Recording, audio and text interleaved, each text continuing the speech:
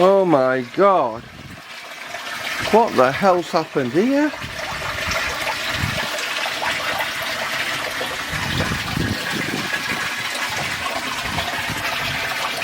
Major disaster. I have lost a shitload of water. What the hell's happened? Let's have a look what's been going on.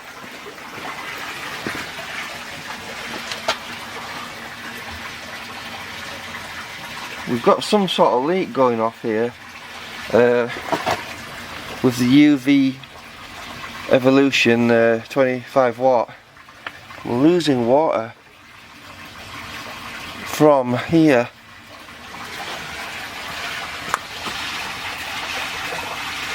So I need to turn it all off. Right, let's turn everything off. Lights on, lights off. Turn everything off. Because I've got a leak here. Can't believe I've lost that much water though.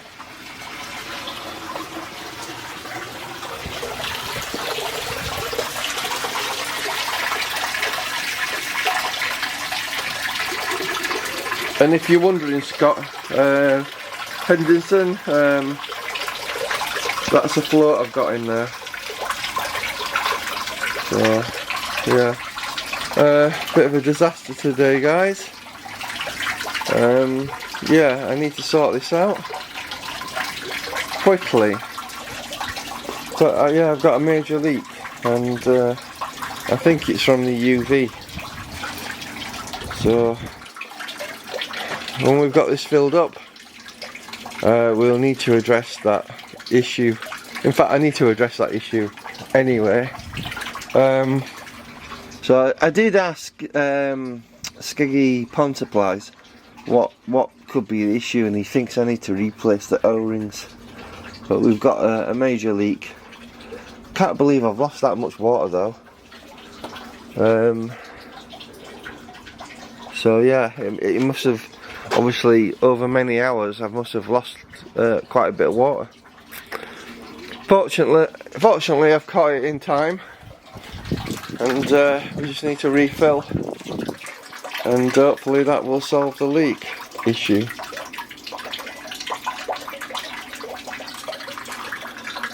Right guys, while my pond's filling up after that big leak we've had, I thought I would show you what happens to the algae after you've used blanket answer. It's not the perfect solution that everyone thinks it is, because as you can see, if I just pull up here, that's what happens to the algae. It dies, but it's still in your pond. So I still think after you've used blanket answer, you need to do a clean out of the algae. I just wanted to show you, because I've just pulled all this stuff out here while my pond's filling up and it's half full. I'm able to get in there and do a bit of a clean, but I just wanted to show you, because obviously that's the area I've cleaned out, and obviously on this side you can see it's a lot darker and blacker where I haven't touched it. So I just wanted to show you what happens when you do use blanket answer. It does kill the algae, don't get me wrong, but it leaves a lot of crap behind. So I've just cleaned that out, guys. All from side up walls, and believe it or not, there was a huge amount actually on the rocks themselves. So I've done this side as well, as you can see, all the way around. The only place I couldn't really get to is underneath the filter box, so I might try and use a mop to do that. Quite handy to get a mop, guys. So if we can do that.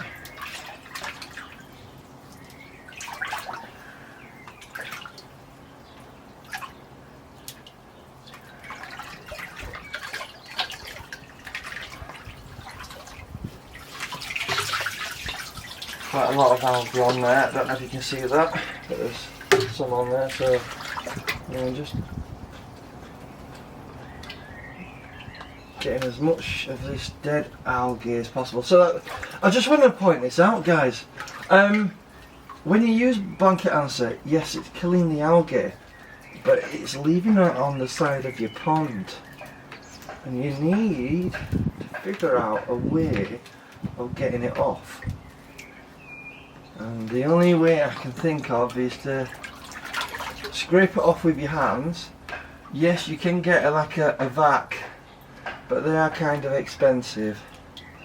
So you can either use your hands to get rid of, as much of the algae as possible. And yeah, Scott Henderson's koi pond. He has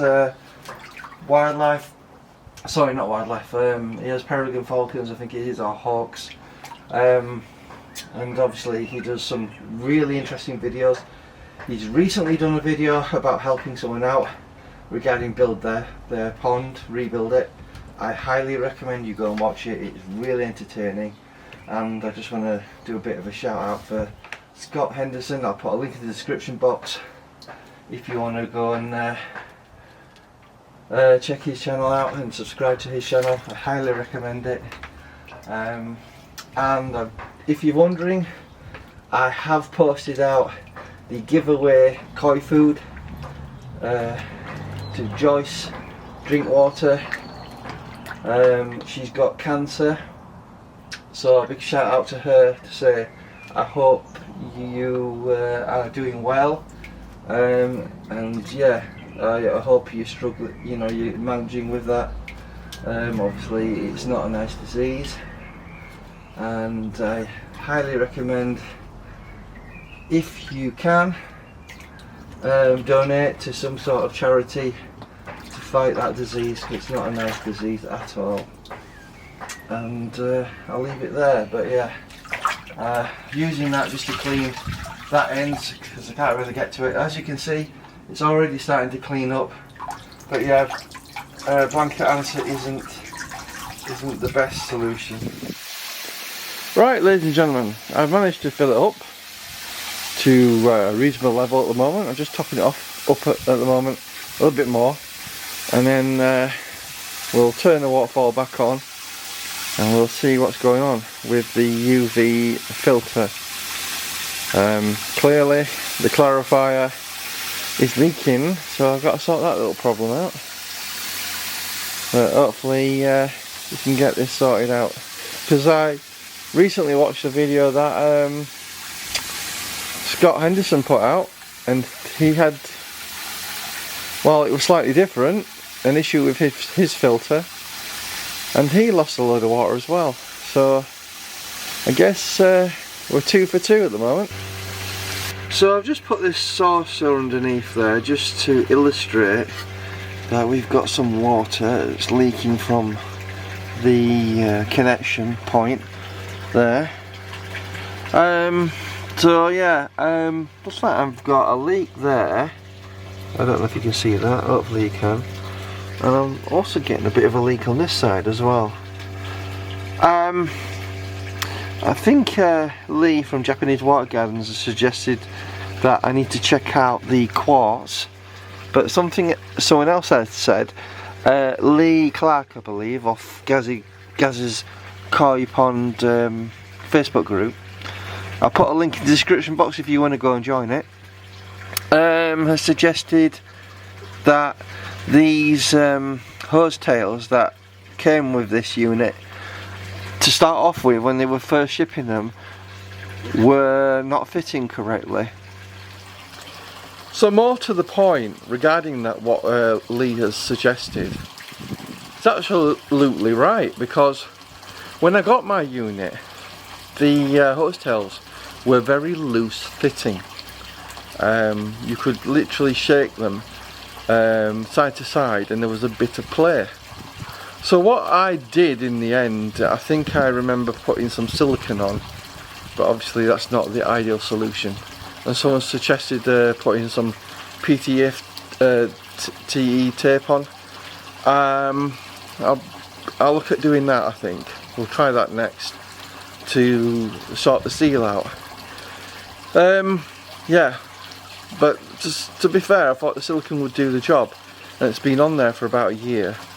It's just obviously at some point the pressure has found its way through that silicone, I guess.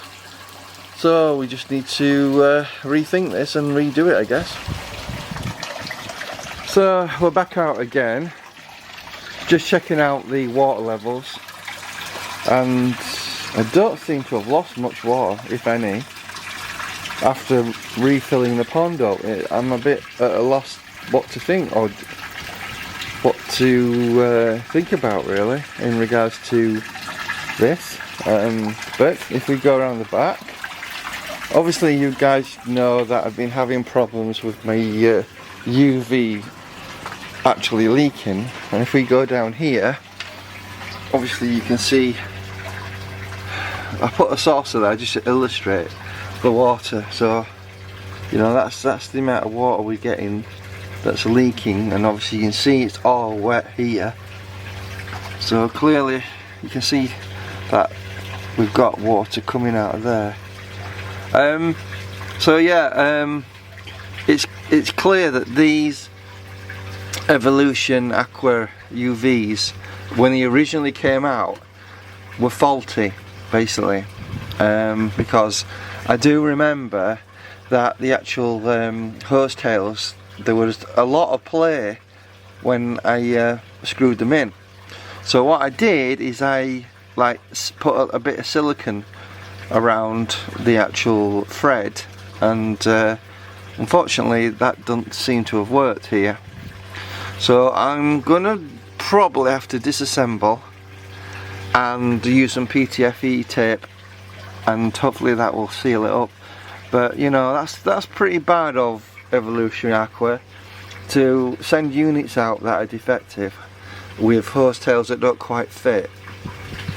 But that's just an issue that I've had here. So obviously there you go. Right, we're just doing another update to look at the water level. So I think I've lost maybe a few millimetre because the water level was just above the skimmer line there where the plastic is, so just above it.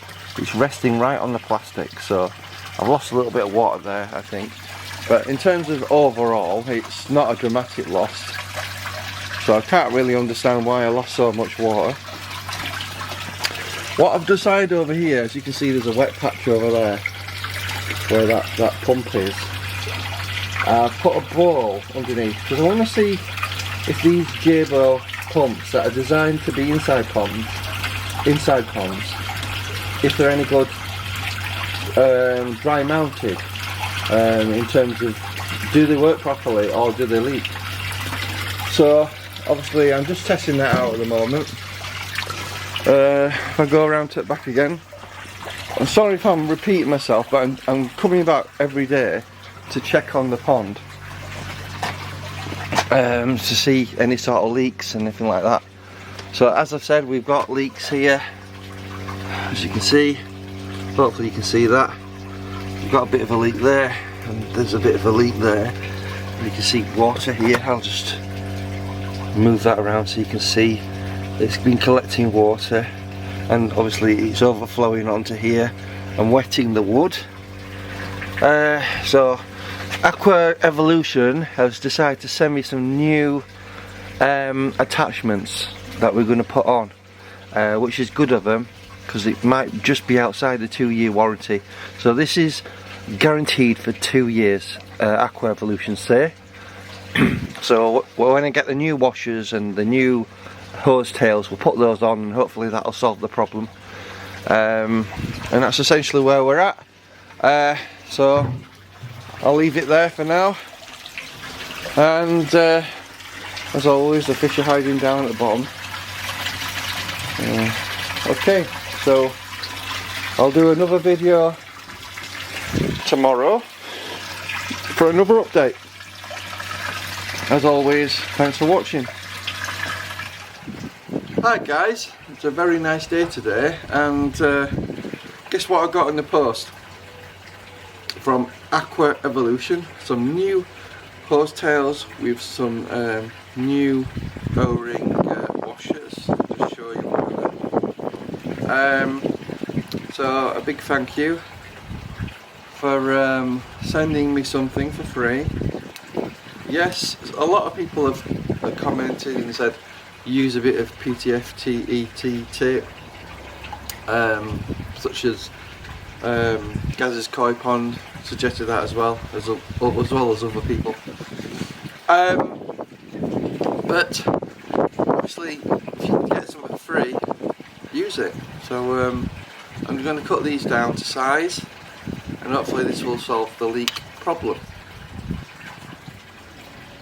So hopefully you can see I've got a nice even cut and nice and straight. So get a bit of sandpaper, just sand it down a little bit, and then we'll be ready to fit these. Thought you'd find this interesting. So obviously, you know, I've been scraping down the sides of the pond, and this is all the crap that's come from the actual algae that's died using blanket answer. So I let the filter and the retro bottom drain do its stuff, and it's pulled all this crap out. This is just dead algae. It's not something you want in your pond because it decomposes and creates ammonia. So whenever you use blanket answer, I seriously recommend that you do a big clean in your pond. Hi guys, another video today. I just thought I'd talk you through what I've been doing. It's incredibly warm today. I am sweltering in this heat. So I've got my Aqua Evolution UV. Now I'm gonna have to tell you something. I've sort of had a little bit of a disaster really regarding the UV. Basically I couldn't get the damn thing to come off because I put silicone on. That cheap H62 silicone that I've got. It's not the greatest silicone in the world. It's cheap, but it's, if I'm honest with you, it's not as good quality as Golden Label or other brands. So what I had to do is resort to using a heat gun to try and get one of them off, because it just would not budge at all. And I was concerned that the actual grip hexagon area on the actual hose tail would literally shred off with the pliers that I've got. However, I managed to get the other one off, but I had to resort to using a heat gun. As you can see here, it's a bit deformed, and I have melted some of the inside of the UV. I don't know if you can see that there, guys, but it's a bit melted. I don't know if you can see that at that end as well. It's a bit melted, bubbled up. So whether I've damaged this irreparably and need to buy a new one, I don't know. I do want to take note of what Skeggy Pond supplies. Skeggy has actually said that I think a 15 watt is probably more than good enough for my pond, rather than this 25 watt, which is a bit overkill. One thing he didn't touch on was that our flow rates recommended for each one. I'm not entirely sure why the flow rate for the 15 watt version is 7,500 litres per hour, where this 25 watt one is 10,000 litres per hour. Probably got something to do with the power, but I don't know if that would restrict going through. Now, I did actually order a 15 watt one. I was going to actually buy one off Skeggy Pond Supplies. I looked on his website but couldn't find one, so sorry about that. I ordered it from somewhere else, but I may cancel that order if I can salvage this. So obviously Evolution Aqua has been good enough to send me some new hose tails. Now if you're wondering why they leaked, it's quite simple. I found micro cracks in the actual hose tails.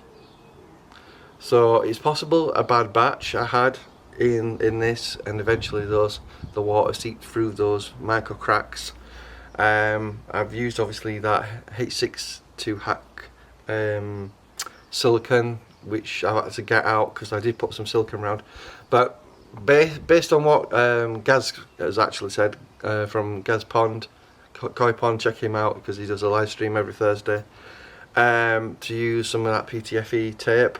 I thought we'd put some of that on as well, rather than put silicone on. So I've sanded down the top of the plastic to try and get rid of any of these sort of bubbles. Fortunately, the actual grooves for the threads on this seem to be okay after me trying to pull that off. Literally, it took a lot of basically elbow grease to try and get that off. So again, we're going to put these new ones on, and then hopefully we can get the pump up and running, and maybe that'll save me £100. So I just got to put that iron in. They've given us some new O-rings that I've put on. One thing you need to know that is, if you put too much pressure on, like I've done on there, the O-rings have a tendency to bulge out, and when that happens, they actually leak. You know, I've noticed that they actually leak, they do bulge out if you put too much pressure on them. So hopefully this will solve it. I'll let you know if that happens, and let's just get on with it, okay? Right guys, so what I'm doing here is I'm pulling out that bottom piece of sleeper. You see what I was experiencing, I don't know if you can see, there's quite a bit of mud underneath. I'm getting a lot of ants hiding away under here, and because of the thickness of this wood, I can't get underneath to clean it. So what I'm going to do is I'm going to cut this wood in half and basically have a little shelf. I'll get some more brackets instead of using some long screws through these massive sleepers, and this will allow me to get underneath and sweep that crap out and hopefully get rid of the ants. So that's what I'm doing today. Big job getting rid of these screws. You know, I'm having to use a ratchet to get these out by hand, and they are bloody long beasts. So that's what I'm doing at the moment, guys. So let's get on with it. So I've been cutting this sleeper, but I haven't done it completely by hand, although it's a stubborn piece of wood, no doubt. So I've used a 6-inch circular saw all the way around, and now I'm just using a standard wood saw to get through it.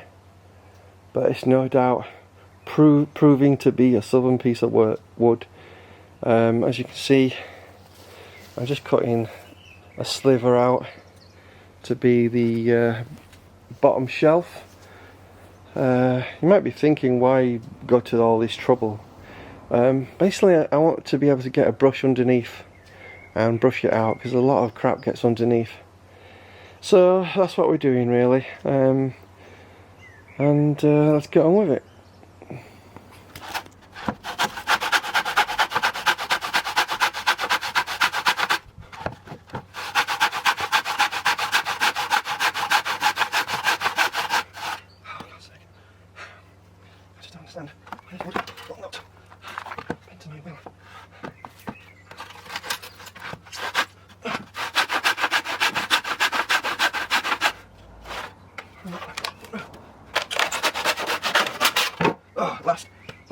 So I just put this wood preserver on, Coronal. I think it's like a cedar red colour, just to protect the wood, because obviously it is treated wood, but I'm not always convinced that the treatment goes all the way through such thick pieces of wood such as sleepers. So it's always a good idea to coat it. What I tend to do is give it 2 coats. In this weather it should dry really quickly. If you're doing this in winter, do it indoors, because it will take a long time to dry. In fact, I found it took days for this stuff to dry, but in the summer it literally dries within, I don't know, I'd say half an hour to an hour. So that's what I've done. It's just got to wait for that to go off, and we'll use that when I get some more brackets delivered. Right guys, I just thought I'd do a little bit of more of a discussion regarding these Aqua Evolution UVs in terms of these hose tails. They are quite fragile in terms of the O-rings they supply. If you tighten them too much, they bulge out and they leak. But believe it or not, too much pressure will make these leak. So I wanted to discuss options of sealing that leak. What can you do? Now you can obviously use silicone, which I've used, but unfortunately getting them off might be an extreme challenge. And in my circumstance, obviously I've had to use a heat gun to remove one of them, and the other one eventually came off, but I did have to use a wrench to do that. Another option that's being suggested is you can use what is commonly called PTFE tape. These are extremely cheap. You just wrap it round, and I just want to sort of demonstrate that. So if you want to use a non-destructive method of sealing these hose tails, you can use PTFE tape to do that.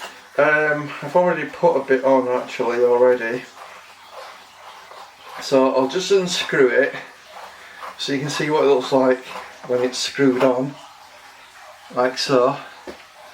But the idea obviously is putting PTFE tape on acts as like a seal in itself, like silicone, but it's non-destructive. So essentially I'll show you how you put that on. I just thought it'd be helpful to those people that would like to know how you apply it. Might be helpful. But there's one thing that I don't think is mentioned. These hose tails are not ideal in terms of they're not made out of metal. They're not heavily durable, because what I think has happened in the frost weather, they've basically got microfractures inside, and eventually a crack has developed, and that's why it leaked. So if you could obtain something maybe that's like this but made out of metal, I think it would be more durable. So this is why I think there's a flaw with these hose tails. And a lot of people, and I have seen a video some time ago where someone had problems with these and got sick of it. So what they did is they basically glued some pipe directly to the fin. Now if you've got some pipe big enough, it's possible for you to actually apply some glue and put a pipe on there. That's possible. However, once you've done it, that's it. It will be incredibly difficult to remove that pipe.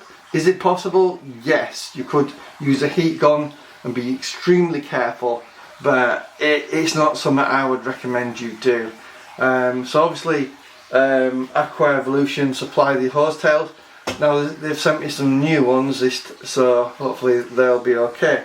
But for the purpose of this video, let me show you how you apply the PTFE tape. Instead of using silicone, and if the silicone goes wrong, I've been using that HHA6 stuff, which isn't the best in the world, if I'm honest with you. I believe the golden label is a lot better than that, but it's like 3 times the price. You know, you obviously pay for what you get for these days. So let me just show you how you apply that. Without further ado, let me just get the PTFE tape. It comes in this plastic container. So it comes in a roll like this. You don't get a ton of the stuff on, but it's really thin stuff. Hopefully you can see that. So what you do is you apply that to your threads. Obviously I've already got some on there, but it's always a good idea to get as much on as possible. Too much is better than too little. So all you do is you put it on there like so, and you just wrap it round lots of times. Lots of times, like so. Wrap it round as many times as you think you need. The more the better. So I just wrap it round, loads of it. It's really, really thin, this stuff, guys. So, you know, put as much on as you want to. If it means putting a full roll on, put a full roll on. This stuff is incredibly cheap. I got 4 rolls for about £1.30. So when you've got enough on, all you have to do is pull it and it'll break, and it will stick to itself like so. And then you just get your UV, and you just screw it on there. So we screw that on nice and tight. We want it to have a very tight fitting, and then obviously once you get to the O-ring, you don't want to put too much pressure on, just enough for it to adhere. And if you see it starting to bulge out, I don't know if you can see there, if it starts to bulge out, then you put too much pressure on.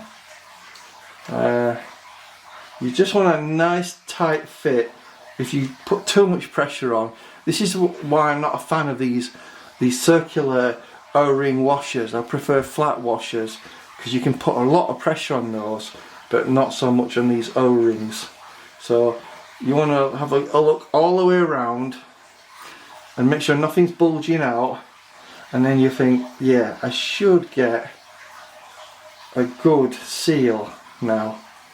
So I'll repeat that on the other one, and then we'll go outside and I'll just show you what I've been doing outside. Right guys, I'm just outside, just showing you the cupboard that I've done here. I've reassembled it. I'm getting a bit of water leaking into the actual cupboard at the moment because of the water pressure. Even though I've got a non-return valve, I'm still getting a bit of water coming through the system. Anyway, I just wanted to show you what I've been up to here. So as you can see, I've put some brackets here, a bracket there, another one there, another one at the back, as well as the 2 existing ones that were already there. I've put some silicone all the way in the back, and I've also cut down the sleeper, as you can see here. You've seen me cut it, and the reason I want to do this is so I can get underneath there and brush it out and get rid of any crap. And I do have a problem with ants infestation as well, so that's essentially why I've done this. And you know, it's just a matter of making it square. Had to do some readjustments with the screws, because I'd noticed there was some movement in obviously the width, and obviously these doors were not closing properly. So we sorted that out. All I've got to do now is put the UV in, and then hopefully we can get this system back up and running. I know it's a lot of work just to make the fact I've got a bit of space underneath, as well as siliconed all the gaps around the sides, the bottom, top, just to make that all nice. So essentially this cupboard is getting back to normal. I've just got to put the UV in there, and hopefully it'll be back up and running properly. So let's get that done now. So as you can see, I don't know if you can see it in the video though, but I'm getting a leak there. So back to the drawing board, I guess. I'm just gonna have to look at putting some more PTFE tape on there, see if that solves the problem still.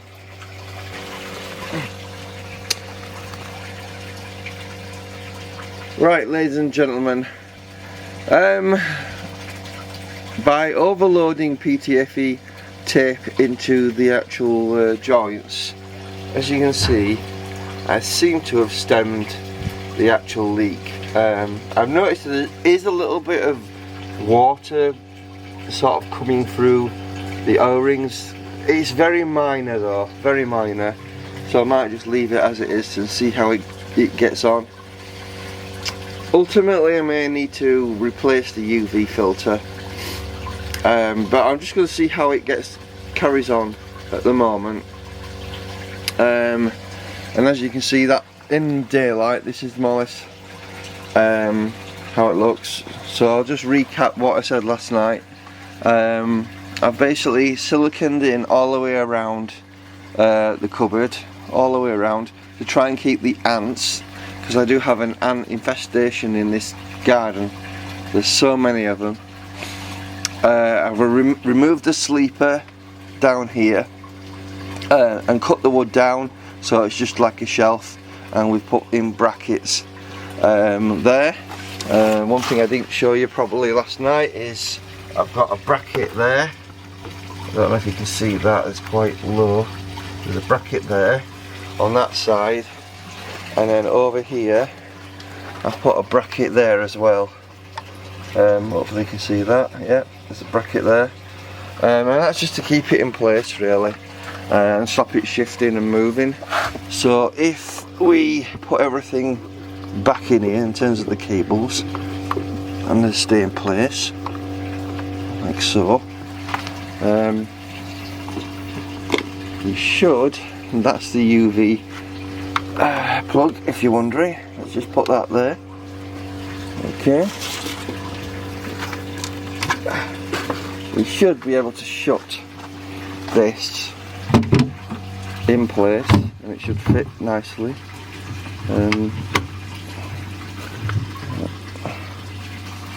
We seem to have got a bit of a problem here with the woods shifting a bit. I don't know how that's happened. That's a bit odd. I've just adjusted the cupboard a little bit because it seems to have shifted, because it wasn't that square, the actual the wood here. So I've just had to move these lock points a little bit further up so it shuts properly. It sort of has dropped a little bit onto the ground, while that one hasn't moved much. But trial and error, things change, but I think we've sort of fixed it a little bit, made it a bit better.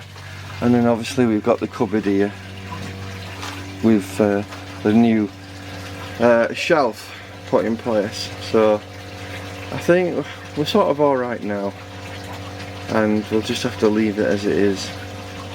Let me know in the comments what you think. Do you think I did a good job or not so great job? But at least it shuts, you know. So essentially we're done there. Just show you the pond. You know, obviously it's very warm. Blue skies and all that. So yeah, it's hard work when it's really, really warm. So we've got the skimmer working, but I thought I'd just show you the basket for the skimmer. As you can see, all that crap has got in there. This is all dead algae that's come from the blanket answer. So if you think just putting blanket answer in is going to resolve the problem, it's not going to resolve the problem 100%. You still need to get that dead algae out of your pond, which unfortunately means sometimes a thorough clean. You might have to take your fish out, remove all the plants and boulders and stones, and just give it a good clean once a year. So I thought I'd let you know what I'm up to here, because obviously there's a lot of muck coming off here. I'll just show you that that's just dead algae basically. That's disintegrated and been collected by the basket. So essentially that's where we're at. Thanks for watching my saga with the UV. At some point I'm going to have to replace it, I think that's ultimately what I'm going to have to do. But we've turned the filter back on and just let it do its job, because obviously we've not had it on for a few days. I've just had air on, so it's just going to take a while for this to clean, and because it was a bit murky the other day. Anyway, thanks for watching. Hope you enjoy videos like this. Remember to subscribe to the channel, like the video, would appreciate it, and I'll see you in the next one.